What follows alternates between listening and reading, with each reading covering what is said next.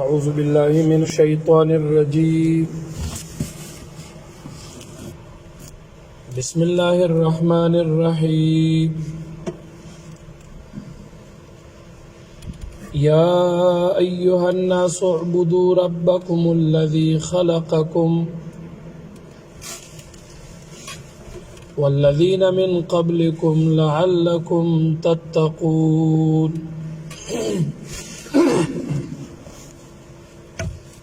صدق الله مولانا العظيم.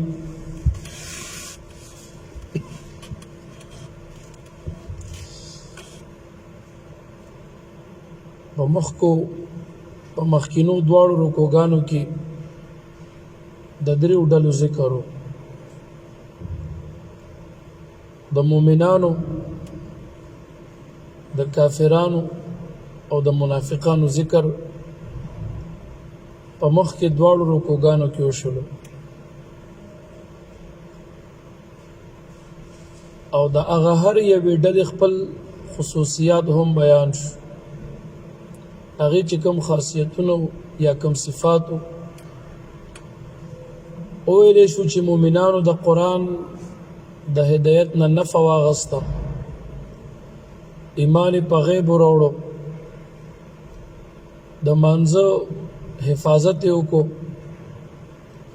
د الله په لاره کې خرچې وکړلې،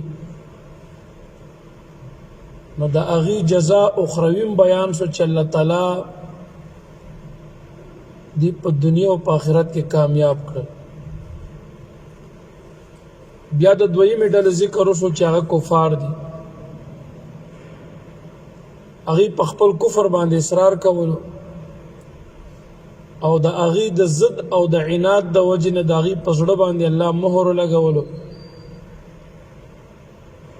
د هغې جزا یې اخرویم بیان شوله چې هغه دردناک عذاب و. د هغې نه پس د درېیمې ډلې ذکر وشو چې هغه منافقان دي، چې هغې تش په خوله باندې کلمه وویله او خپل ایمان مخفي کفر په زړه کې مخفي او پټو ساتلو، په خپل زعم او په خپل ګمان کې الله او د الله رسول صلی الله علیه وسلم او مؤمنانو لره دوکه ورکوله. د هغې د مزید وضاحت دپاره بیا الله دوه مثالونه بیان کړ. اوس دغه درې واړه ډلې الله تعالی په یا ایها الناس سره مخاطب وګرځولي، درې واړو ته الله خطاب کوي. رب کریم مؤمنانو تم خطاب وکړو، کافرو تم او منافقانو تم. نو وی فرمایل یا ایها الناس ای خلقو. دی یا ایها الناس بارکی امام بزار په خپل مسند کی، امام بیهقی په دلائل النبوه کی او امام حاکم په مستدرک کی په خپل سندونو سره د عبد الله ابن عباس نه د عبد الله ابن مسعود رضی الله عنه د مرویاتو نه خبره ذکر کړي چې په کومو آیاتونو کې خطاب په یا ایها الناس سره کېږي، نو دغه سورتونه مکی دي، او په کومو سورتونو کې چې خطاب په یا ایها الذین آمنوا سره کېږي، نو دغه سور او دغه آیاتونه دا مدني دي. نو دلته یو اشکال دی چې موږ مخکې ویلو چې سورت بقره مدني سورت دی، او په مدني سورتونو کې روایت کې وایي چې خطاب په یا ایها الذین آمنوا سره دی، او دلته خطاب په یا ایها الناس باندې راغی. نو جواب دا دی چې ټیک د چې دلته خطاب په یا ایها الناس سره دی، د دین علاوه په متعدد ځایونو د سورۃ البقره کې خطاب په یا ایها الذین آمنوا سره راغلی دی. دویمه دا ده چې یوازې دا یو قاعده نه ده چې ګینې بس مطلب په یا ایها الناس سره خطاب راشي نو دا به خامخا مکی وي. نه، په کومو سورتونو کې علما لیکي چې ذکر د منافقانو دی، نو دغه سور مدني دي، دغه صورتونه چې څومره دي دا بیا مدني دي نو لہذا د روایت او د روایت دواړو نه دا معلومیږي چې سورۃ البقره مدني سورۃ دی اگر که دلته خطاب په یا ایها الناس سره شوی او مخاطب درې ډلې ګرځېدلي دي مؤمنان هم دي مؤمن ته خطاب دی چې اے مؤمنان د الله عبادت کوا همیشوالی سره کوا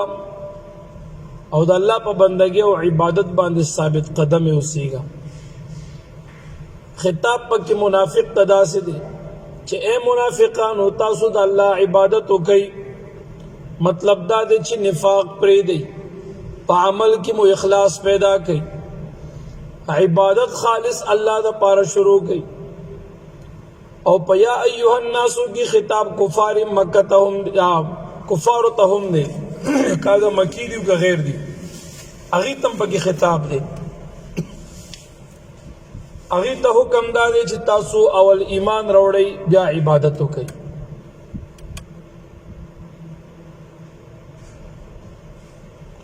کم یو کار چې په کوم شی باندې موقوف وي نو دا هغه حکم مستلزم وي مغه شی لره اوس زه یو طالب ته ویم چې پاسه بچي مونږ وکم نو په د باندې د منځن وړاندې او 10 کول لازم دي ځکه به 10 مونږ نه کیږي پاسه بچي مونږ وکم نو دی باول او 10 کې بیا به مونږ کوي مونږ اهم عبادت ته خودی د پارا شرط هغه او 10 ته کافر د الله بندگی او عبادت کوي دا بالا قبلی کی چې د مخ کې سب ایمان لري ایمان نه ویني د خدای بندگی او عبادت سو کیو که کی نو دا نه قبلی نو خطاب درې وډلو ته دی یا ایها الناس ګوري ورته یا ایها الناس اعبدوا ای خلقو عبادت کوي د رب خپل ربکم الذی د رب خپل اغذات خلقکم چې پیدا کړی یې تاسو لرام د هغه ذات عبادت کوي چې تاسو پیدا کړی یې والذین من قبلکم والذین وکسان پیدا کړی دي من قبلکم کم چې وړاندې لتاسو نه دي ګوره کافر هم دا منل چې خالق الله دی مونږ الله پیدا کړی یو زمونږ آبا او اجداد الله پیدا کړی دي کافر هم دا منلا چې د ازمکه او اسمان الله پیدا کړي تاسو ته قرآن عظیم الشان سورۃ زخرف کې راشي ولئن سألتهم من خلقهم ليقولن الله فأنا يؤفكون کدی نه پوښتنه وکړل شي په دې باره کې تل تاسو کې چې چا پیدا کړي خلق چا کړي ندی بخامخا جواب درگی چې الله تعالی یا بل ځکه تاسو ته سورۃ عنکبوت کې راشي ولئن سألتهم من خلق السماوات والأرض وسخر الشمس والقمر ليقولن الله التم کته پوسو چې د ازمکه او اسمان نور اوس پګمه چا پیدا کړی نو د مشرکانو جواب بداوی چې د الله پیدا کړی غیم دا منل الله تعالی دلته فرمایي دا هغه رب بندگی او عبادت کوي خلقکم چې تاسو پیدا کړی یې والذین من قبلکم او هغه کسان پیدا کړی دي کوم چې وړاندې لتا سينو هغه یې پیدا کړی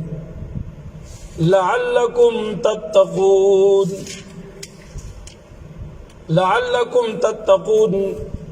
پتا کی سلام یادا ترجمه کا لعلکم د دې د پاره تتقون چې تاسو ځان بچ کئ په عبادت د الله د عذاب د الله نام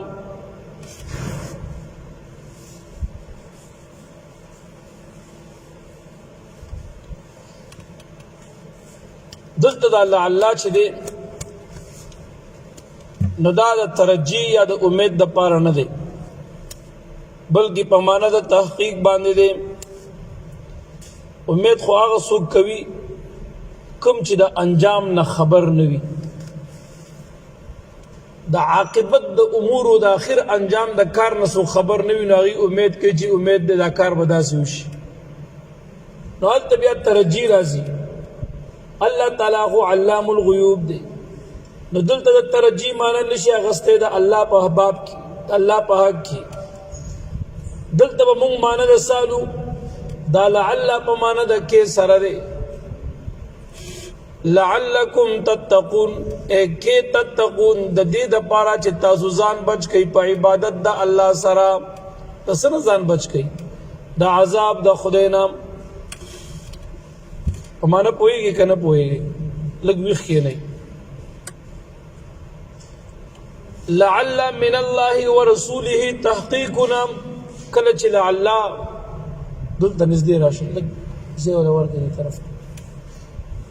په کلام د الله یا د رسول علیه السلام کې راشي نسبت هغې ته وي نو بیا په معنا د تحقیق سره دا راځي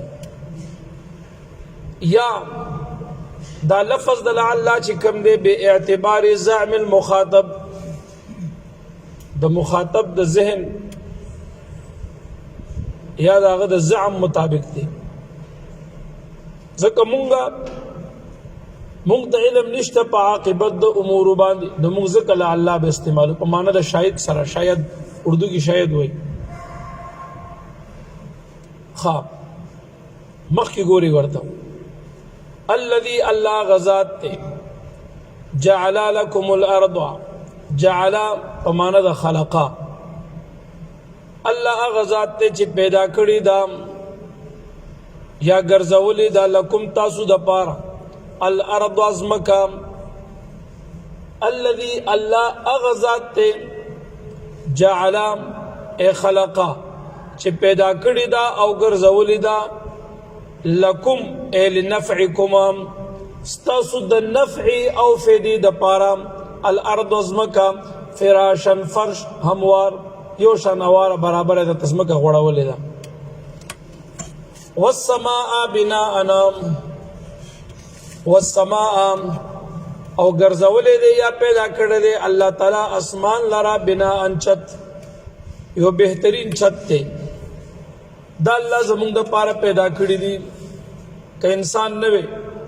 نو الله پسمکه څه کول پاسماني څه کول الله خو دې ته محتاج نه دی خو بې نیازه ذات دی دی د انسان د نفع او فیدې د پاره پیدا اوس د ځمکې نه ګوره فایده انسان ته څه میلاویږي هغه هم بیانېږي د اسمان نه فایده څه بیانېږي مختصر به بیان شي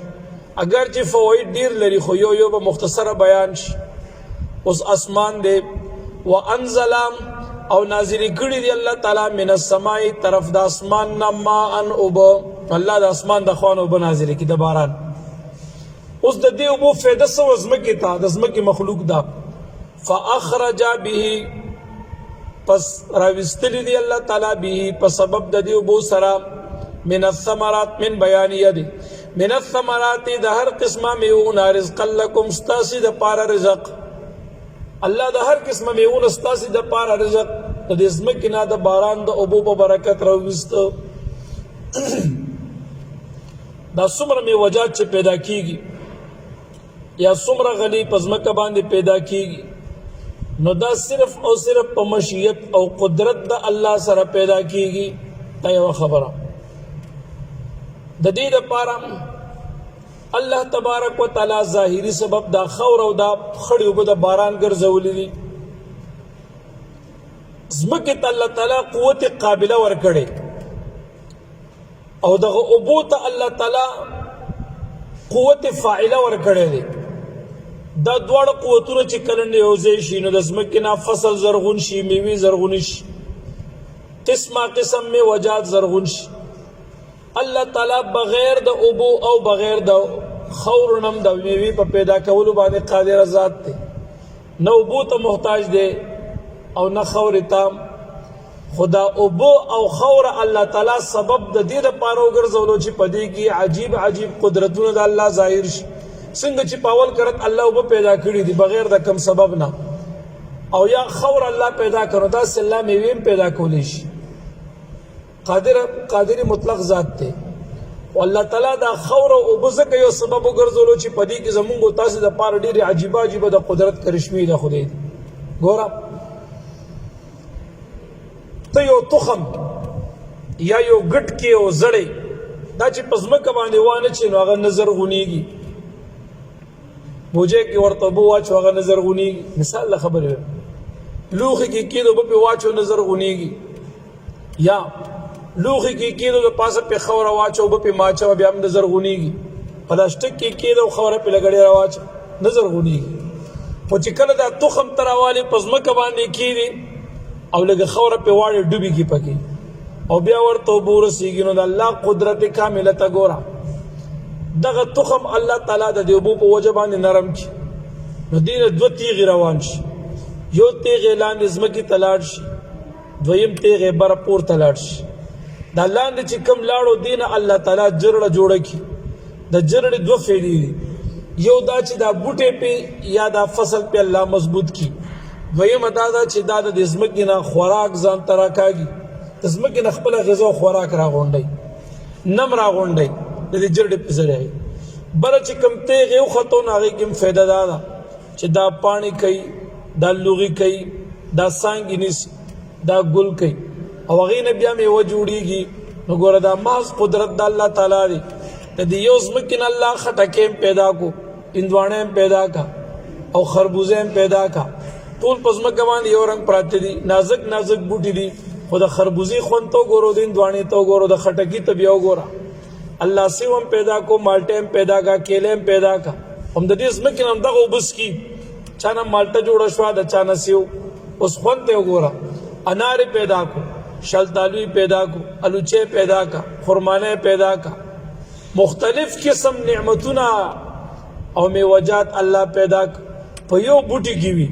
تاسو ورته وګورئ چې کچه وي نو هغه ترش وي او چې کله پوخ شي نو هغه بیا خوږ شي دې کې دا خوږوالی د کومه راغی دا محض قدرت د الله تعالی دی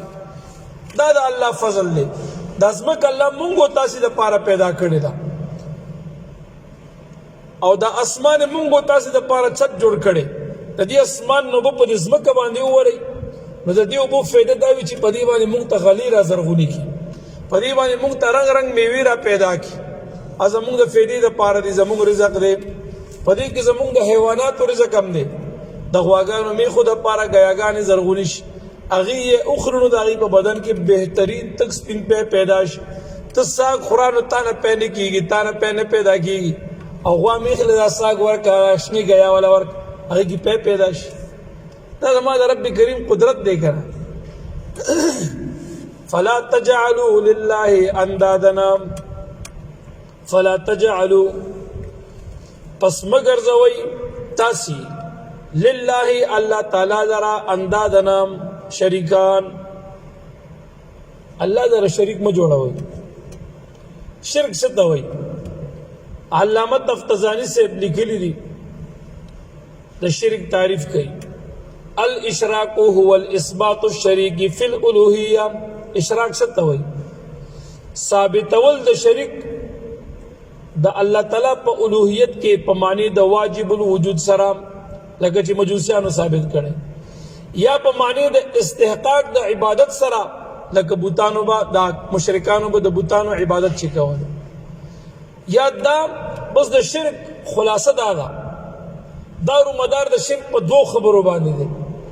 یا دا چې د الله تعالی سره په ذات او صفاتو کې یو سړی بل ذات واجب الوجود اومني دا شرک دی یا دا چې د الله تعالی سره بل ذات مستحق د عبادت وګڼي نو دې ته شرک وایي د شرک دارو مدار په دغه دوه خبرو باندې دی بس دغه بنیاد دی نو الله فرمای فلا تجعلوا پس تاسو مګرځوئ لله الله لرا اندادن شریکان وانتم او حال دا چې تاسې وانتم تعلمون او حال دا چې تاسې ښه پوهېږئ چې دی الله لره هېڅ شریک نشته یا حال دا چې تاسو ښه پوهېږئ چې دا شریکان هېڅ نشي کولی نو بیا د الله سره شریک ولې پیدا کوئ وَإِن كُنتُمْ فِي رَيْبٍ مِّمَّا نَزَّلْنَا عَلَى عَبْدِنَا وَإِن كُنتُمْ كَيِّ تَاسِي فِي رَيْبٍ پشک کی کئی چرتا تاسی پشک کی مما نزلنا علی عبدنا دا اغا کلام نا دا اغا قرآن نا چی مونگ نازل کرده دے پا بندخ پل باندی کدا غیر تاسو په شک کې ګوره دلته لږ وضاحت درته وکم مخکې الله تبارک وتعالی دا خلق مخاطب کو او ورته فرمایل چې تاسو د واحد لا شریک ذات عبادت وکئ په دې دلیل قائم کو اوس په دې خبره الله دلیل قائموي فرمایي چې دا قرآن د الله کلام دی په نبی علیہ السلام نازل دی او نبی علیہ السلام دا الله پیغمبر دی علیہ السلام په دې باندې دلیل قائموي دا عرب چې وکنه نو دوی به په خپل فصاحت او بلاغت باندې ډېر فخر کولو او د خپل قوم نه علاوه به د دنیا د نور خلقو د دې عجم ویل عجم به ورته ویل ګونګیان او په دې خپل فصاحت او بلاغت باندې ډېر نازیدل او فخر به کول کله چې پیغمبر علیه السلام راغی قرآن نازل شو نو دی انکارو کو دی ورته نه دا قرآن تا د ځان نه جوړ کړي آیا حسب بالله دا موږ نه مونږ د الله کتاب نو دی ته د مکی معظمه تاسو سورتونه وګورئ درې چیلنج په مکه معظمه کې دی ته ورکړل شوی بلکې څلور چیلنج په مکی آیاتونو سورتونو کې څلور چیلنج مشرکانو ته ورکړل شوی ورته ویل شوی چې تاسو عربي دی مبارکم عرب دی تاسو عربانی تاسو کی فصحاشتا بلغاشتا شعراشتا تاسو ټول په ټول راجم شي نران شي د دې قرآن په مثال باندې یو کتاب راوړی چې تاسو دا نه مانی چې دا د خدای کتاب دی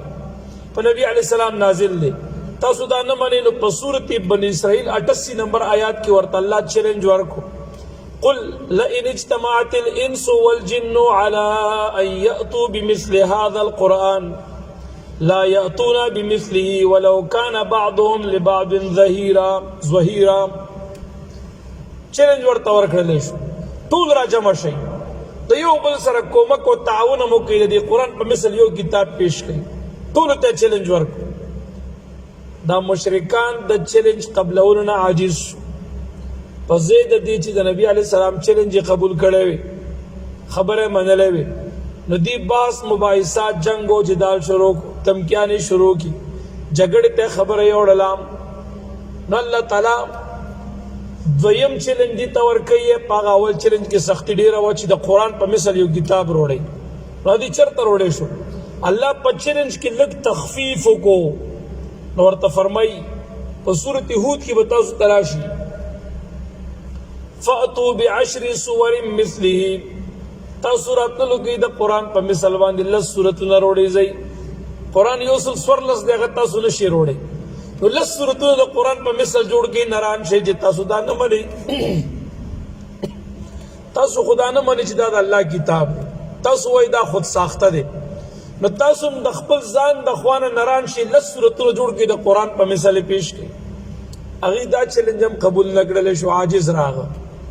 نو الله تعالی د مکی په دریم صورت کې تخفیف راوستو په چیلنج کې دي ته نور هم اسانه کا په سورۃ یونس کې الله تعالی بیا چیلنج ورک قل فاتوا بسورۃ مثله تاسو راتلو کې د قرآن په مثال یو سورۃ راوړی تاسو د فصاحت او بلاغت او په نظم او اعجاز کې یو سورۃ پیش کړئ مونږ منو در سره ځم چیلنج کې نورم تخفیف وکړو خودی چې کوم دی هغه چیلنج هم قبول نه کړل شو عاجز راغ نو الله تعالی په سورۃ طور د مکی معظمه په سلورم سورۃ کې سلورم چیلنج ولا ورک نور ورته اسانه کا او ورته فرمایل فلیاتوا بحدیث مثله تاسو د قرآن په مثال باندې یو آیات راوړی نه ران شي تاسو د قرآن نه دومره شک کې چې دا الله کتاب نه دی نو زه د قرآن په مثال کتاب نشي وروړی لس سورتونه د دې په مثال نشي وروړی یو سورت هم تاسو نشي وروړی نو ناران شي ناران یو آیات د قرآن په مثال باندې پیش کړي نو تر اوسه پورې اس یو کافر د قرآن په مثال باندې یو آیات پیش نه کړل شو پته لګي چې دا قرآن د مخلوق کلام نه دی دا د الله کلام دی ځکه د دې د مقابلې نه خلق عاجز راغو الله تعالی فرمایي وَإِن كُنتُمْ كَيْتَاسِي فِي رَيْبٍ بَشَكٍ مِمَّا دا اغا کلام نام دا اغا قرآن نا نزلنا چې نازل کړی دی مونږه نجمن علی عبدنا په بنده خپل باندې چې نبی کریم صلی الله علیه و آله وسلم دی. کله دې قرآن نه په شک کې نو تاسو سو کوي فاتو تاسو راتللو کوي بسورة په یو سورت سره من مثله چې په مثل د قرآن په فصاحت او بلاغت او اعجاز کې وي. داسې یو کتاب نه یو سورت راوړی نه راشي. دا چیلنج دلته دوباره معاد شو. دا مدني سورت دی. ویښه چېرته لاړې؟ سدرة المنتهى نه ښکته راځه. دا د مراقبې ټیم نه دی طالبه. دا چیلنج په مدني سورت کې بیا معاد شو. دې دپاره دې خلکو ته ښایي چې د باقي کفارو او مشرکانو ته دا چیلنج دی چې د قرآن په مثل د مکي خلکو خو نشو وړی، د تمامي دنیا خلکو یا د مدینی خلکو تاسو نه رانشي وړی یو صورت په مثل د قرآن باندې. ایو پکې بند خام ودعو او تاسو وبلی د امداد د پاره شهداءکم معبودان خپل او وبلی د امداد د پاره تاسو معبودان خپل من دون الله غیر د الله نام. تاسو چې دا څومره معبودان نیولي دا مرو بلی تکړه شي. ان کنتم کئی تاسی صادقین رښتینی په دعوه خپله کې چې دا قرآن د الله کلام نه دی نو نران شي هغه خپل معبودان امرو بلی د امداد د پاره او ټول راغونډ شي د قرآن په مثل یو صورت جوړ کړي خو تر اوسه جوړ نه کړلی شو. الله فرمایي فإن لم تفعلوا پس که تاسو دا کار ونه کړلی شو ولن تفعلوا جمله معترضه ده ولن تفعلوا هرگز نشي کولی یا دا ترجمه وکا که دا کار مو مخکم نو کړی نو آینده کم نشي کولی. فاتقوا النار التي پزان اوساتی النار د اور التي اغنام وقودها چې خشاک دا اور الناس خلق دی مراد تینا کفار دی والحجارة او خشاک دا اغا اور چی دی اغا بوتان دی اسنام دی. دا اغا اور دا عذاب نزانو ساتی چی دا کم اور خشاک دا غیر دا گرمیدو دا بریدو ذریعہ اغا خلق دی مراد تینا کافران دی او دا اغا اور خشاک چی دی نو اغا بوتان دی کانی دی دا اغا اور نزانو ساتی. دا اغا بوتان دا با دا مشرک سر یوزے پا دی جہنم کیا چولیش دې د پاره چې د مشرکانو ته پته ولګي چې دغه بوتان ځان د اور د جهنم نه نشي بچ کولی نو تاسو به څه بچ کړي؟ تاسو سره به ستا دا معبود هم جهنم ته روان. ته به وایې چې د بوت جرم سو. اول خو دې خبره باندې ځان پوه کړي. الله فرمایي انکم وما تعبدون من دون الله حصب جهنم. مشرک او د هغې دا بوت دا دواړه د جهنم خشاک دی. ته به وایې چې دې کې د بوت قصور سو. دا بوت چې دی نو دا د جرم او د شرک منشا وه. د مشرکانو د جرم او د شرک منشا هم دغه بوتو نو د دې وجې نه په دې بوت باندې به دې مشرک ته عذاب ورکولی شي. لکه ګوره تاسو ته وروستو قرآن کې راشي کم چاته چې الله سره زر ورکړي سپین زر ورکړي او دا نصاب ته رسي او دې د دې زکات نه وباسي د الله په لاره کې د هغې زکات نه ورکوي د خدای حق تیره نه پیژني نه ورکوي نو الله د دغه خلکو باره کې په سورت توبه کې فرمایي یوم یحما علیها فی نار جهنم فتقوى بها جباههم وجنوبهم وظهورهم. کم څوک چې په دې سرو سپینو کې د الله حق نه پیژني زکات نه ورکوي نو دا به په اور د جهنم باندې ګرمولی شي او دی به په قیامت کې پې داغلی شي. په دې سرو زرو په تندي به یې داغي په دې تشو به یې داغي په دې ملا باندې به داغونه ورکولی شي لګیا به نو دغه سره به د دې د عذاب ذریعه ګرځېږي. دغه رنګ د بوتان د دې مشرکانو د عذاب ذریعه به ګرځېږي. اوس پوه شوې په خبره باندې. دا یو مثال مې درکړ. اعدت تیار کړلی شوی دی دغه اور د جهنم للکافرین د پاره د کافرانو. دلته رد په معتزله باندې راغی.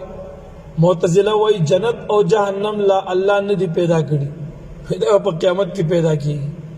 او الله فرمایل اعدت جهنم تیار کړل شوی دی د پاره د کافرانو او پیدا دی تیار دی د کافر د پاره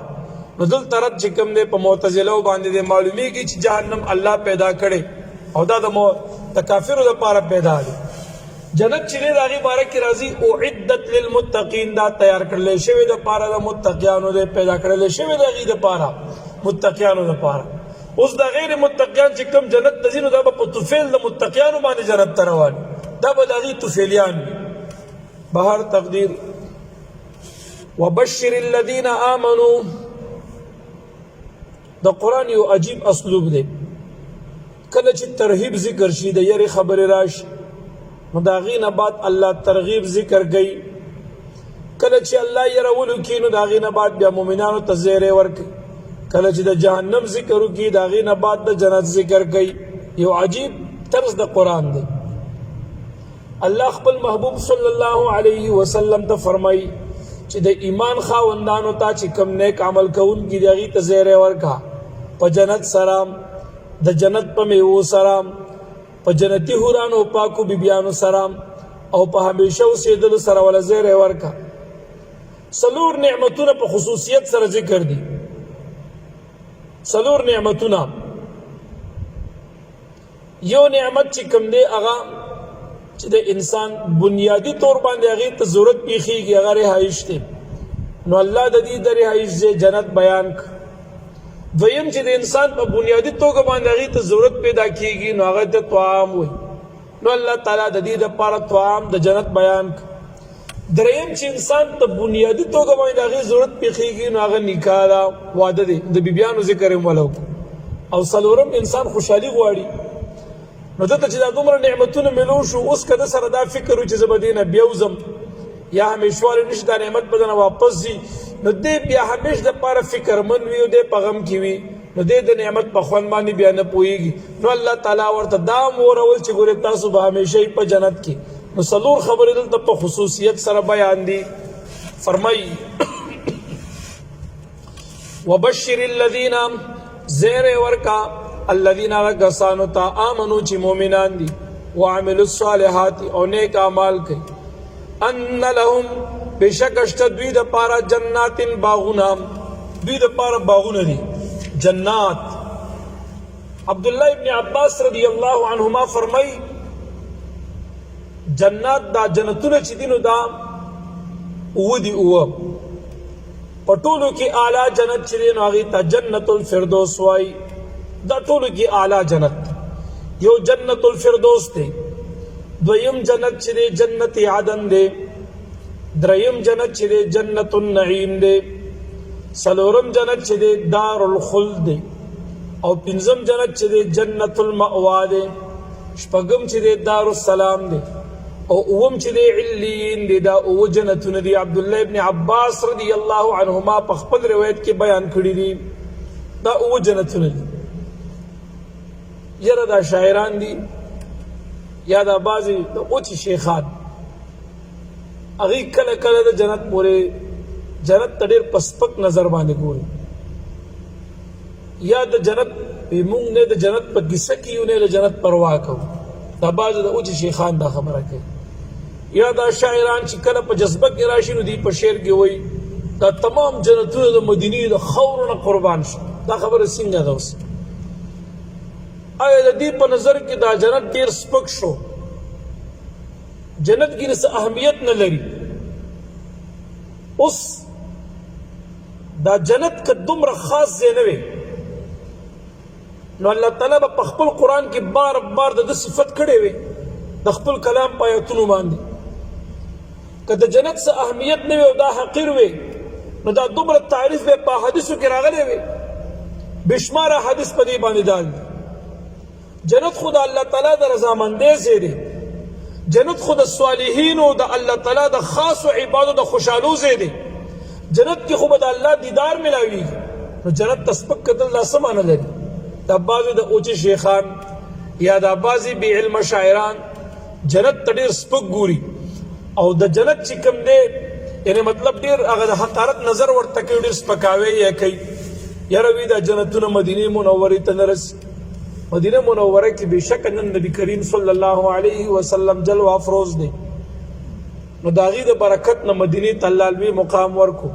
خو چې په کوم ځای کې دی جلوه افروز دی نو دا هم د جنت یو باغیچه ده نن مبارک دلته دی نو مدینې ته الله تعالی څومره لوی مقام ورکړی په آخرت کې همیش دپاره به نبي علیه السلام چرته وي جواب رانغی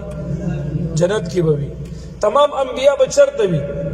جنت کې به وي نو دلته چې اوس مبارک د همیش دپاره دیم نه د عزت فضیلت ملاویږي چې په جنت کې همیش دپاره دی مبارک اوسیږي نو هلته به فضیلت نه ملاویږي جنت ته چې هلته د خدای دیدار دی تمام انبیا کرام هلته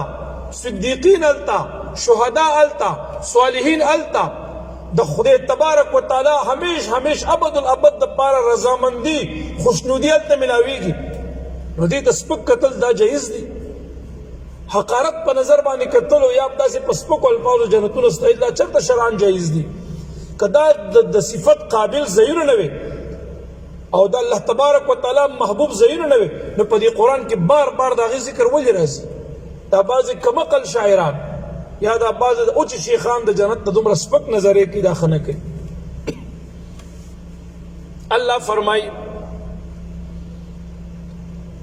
زیر ورکاغا کسانو تا چې مؤمنان دی نیک اعمال کوي ان لهم جنات چې بشکا شتدوی د پارا جنات باغونه تجری چې بهیږي من تحتها لاندې د ونو د دینا الانهار صلور قسم ولی د پیو ولبی د شراب ولبی د شهد ولبی او د ابو ولبی صلور قسم نهرونه په جنت کې بهیږي الله دې منصیب کی کلما هر کلام رزقو چې روزي ورکړل شي دوی ته من حالت دی جنت نا کله چې رزق ورکړل شي دی جنتیانو ته د دې جنت نا من ثمرتن یو قسم د میوي رزقن پر رزق باندې دی ته ورکړل شي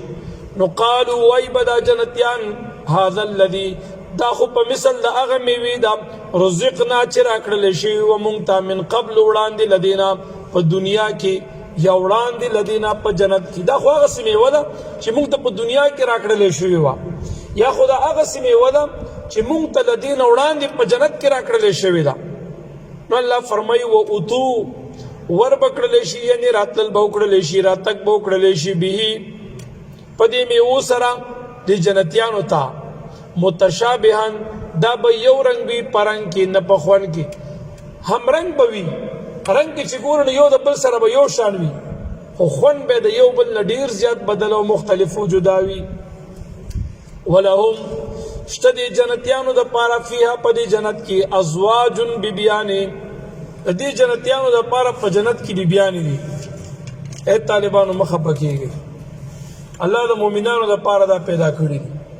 چې کوم صالحین دي د هغې دپاره به بیبیانې وي امام احمد په مسند خپل کې او امام ترمذی امام جلال الدین سیوطی صاحب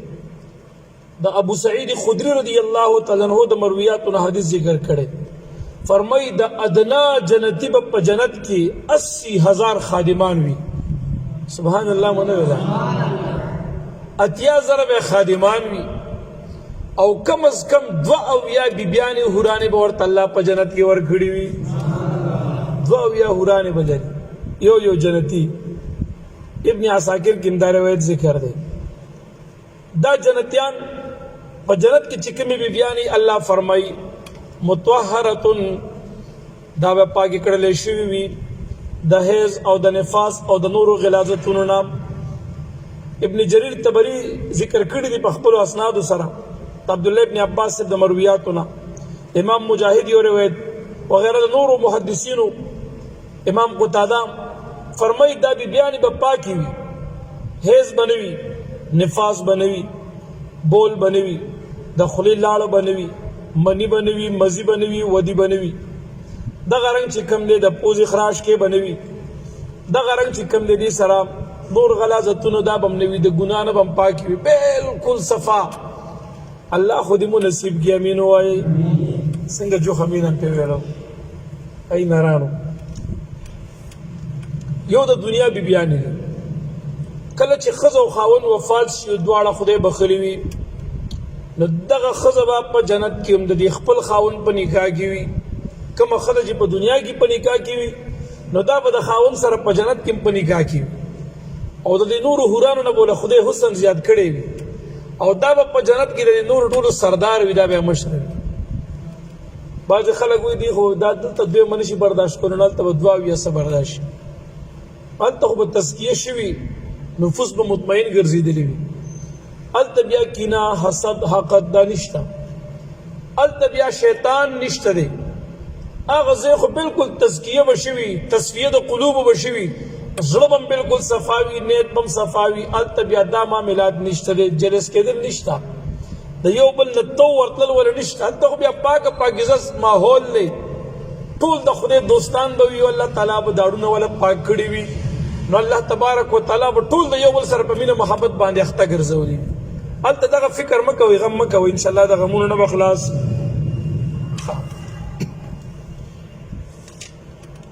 دا کومې ښځې چې بې واده مړې شي یا بغیر د نکاح نه، دوی به په جنت کې د چا سره نکاح کوي؟ په جنت کې به ډېر جنتیان هم بې واده وي. دا کوم هلکان چې په هلکتوب کې مړ وي، دا چا په ودونه نه وي کړي، نو دغه ښځې به الله تعالی هغې سره په جنت کې په نکاح کوي. دې کې روایت ډېر دی، هغه طرف ته نور نه ځو.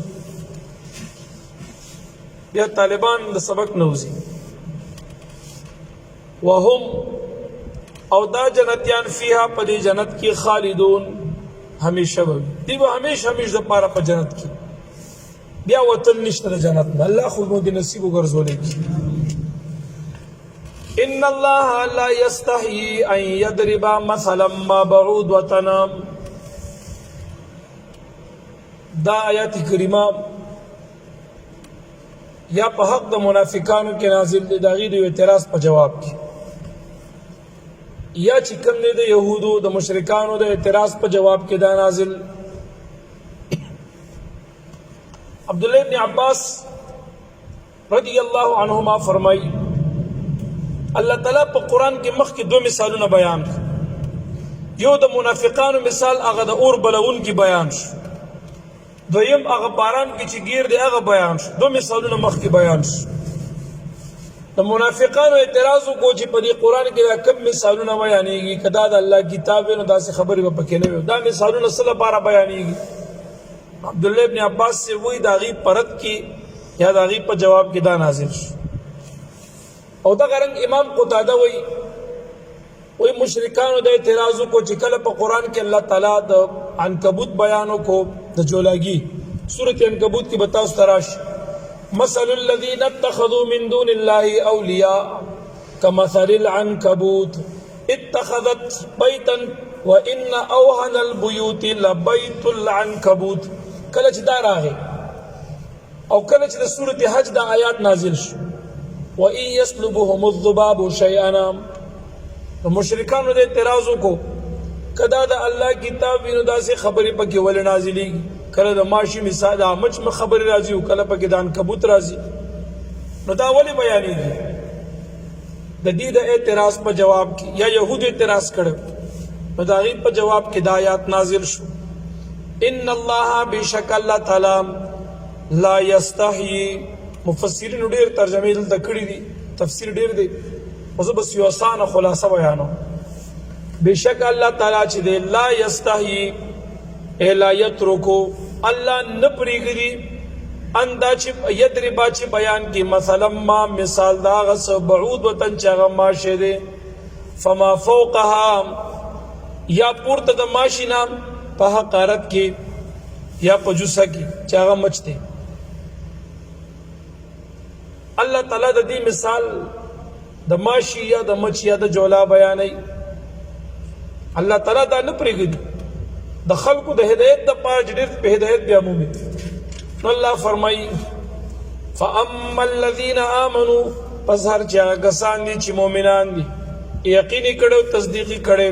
فیعلمون هغې پوهېږي انه الحق چې دا مثال حق دی من ربهم د جانبه د رب د دوی نه دی. واما الذين كفروا، او هر چا کسان دي چې کافران دي، فیقولون پس وای دا کافران ماذا اراد الله، ماذا سشی دی اراد الله چې اراده کړی د الله تعالی یا اراده وکړه الله تعالی بهذا مسئله پدې مثال بیانولو سره څه شي دې چې الله تعالی دا غي اراده وکړه پدې مثال بیانولو سره یضل به کثیرا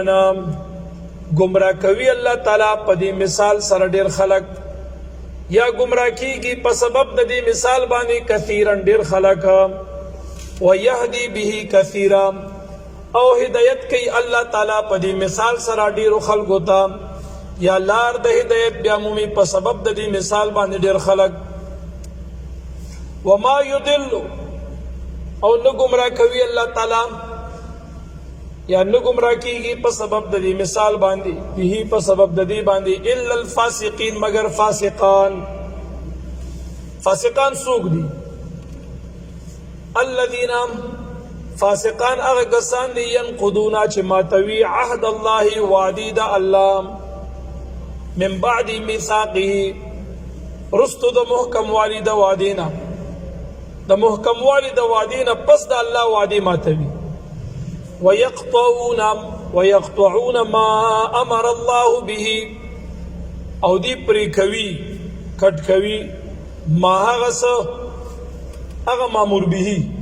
امر الله به چې حکم کړي الله تعالی حکم کړي الله تعالی به پاغه سرا ايو سلام دا چې په وست کړل شي نو دی هغه پرې کوي مراد ته نسل رحمی دا رشتہ دار سره تعلق پاله یا مراد دا دی چې دا الله تبارک و تعالی په ذات ایمان وروړي او په انبیاء علیهم السلام ایمان وروړي نو دی په الله ایمان لري دې د توحید وی خود مخلوق نه ایمان کټ گئی ډیر خلک داسې دي انبیاء علیهم السلام مخلوق در توحید مخلوق نه ایمان کټ کا فرشتي مخلوق دي دی به توحید مخلوق نه ایمان کټ کا ورځ د آخرت مخلوق دي دی در توحید مخلوق نه ایمان کټ کا جنت مخلوق دے دی بدر توحید مخلوق نے ایمان کٹ کا جہنم مخلوق دے پولیس صراط مخلوق دے تلد میزان مخلوق دے تاج سوک در توحید مخلوق نے ایمان کٹ کنو دا قیامت منکر دے گرزئی دا جنت او دا جہنم دا فرشتو او دا انبیاء علیہ السلام پامنت باللہ دے کافر گرزئی بس صرف امنت باللہ و ملائکتہی ببیانوے وكتبه ورسله ببيانوي واليوم الاخر والقدر خيره وشره دا بيانوي د دې په نسبانه به صرف په یو الله ایمان ولرام نو دا کټ کول مټ کول چې کوي کنه الله دې دغه جوړو توړو کټ کولو ولا نو ساتي دلته خبر ډیر دي خو مخکې نور نسو ورنه دې ډیر امثله دي ها فرمای ويفسدون في الارض يودي فساد کوي پزماګه کی اولئک دا کسان دا فاسقان هم الخاسرون هم دي تاوانیان دي کیف سرنګ تکفرون کفر کوي تاسو بالله پالله باندې وکنتم او حال دا چوي تاسو امواتن مړ فاحیاکم پس الله ژوند کړ تاسو لرام الله ژوند کړی په صورت د نطفه کې ګور تاسو مړوي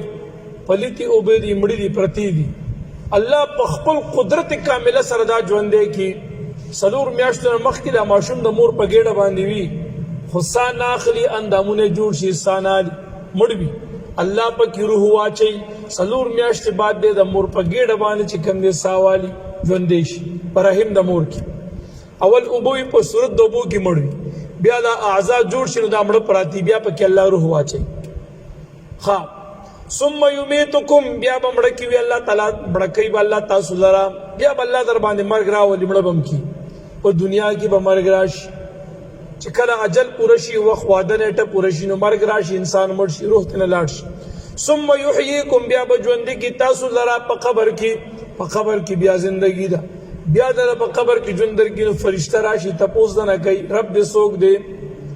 دین دې کوم یو پیغمبر علیه السلام دې څوک دا پختنه دې بیا کیږي ثم الیه ترجعون بیا دې الله تعالی تاسو رجوع د آخرت بیا په آخرت کې الله تاسو رجوع کیږي هو الذی الله غزاد ته اخری آیات ته ګوري ورته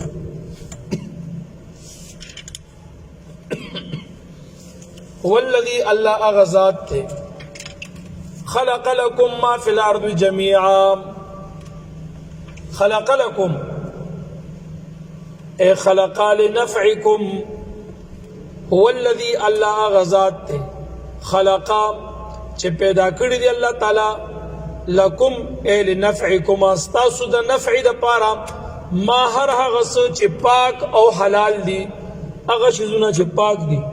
او هغه شیزونه چې هغه حلال دي دا الله پیدا کړی دي ستاسو د نفع او فائدې لپاره فل ارض جميعا دا سچ پر اسمګه کې دي اے انسانا دا ټول الله فرمایي ما ستاسو د نفع او فائدې لپاره پیدا کړی دي دا څومره چې حلال شیزونه دي او دا څومره چې پاک شیزونه دي کې ستاسو نفع دا فائدہ ده پکې دا ستاسو لپاره پیدا دي ګوره دا قید پکې مونږ لګو پاک او حلال خ دلته علماء د دین یو مسله رو بس تفاسیر بیان کړی دا علماء فرمای اصل په اشیاء کې اباحت ته اصل په اشیاء کې اباحت ته دا څومره شیزونه چې الله پیدا کړی دي دا ټول په اصل کې روا دي الا ما بین شرع تحریمه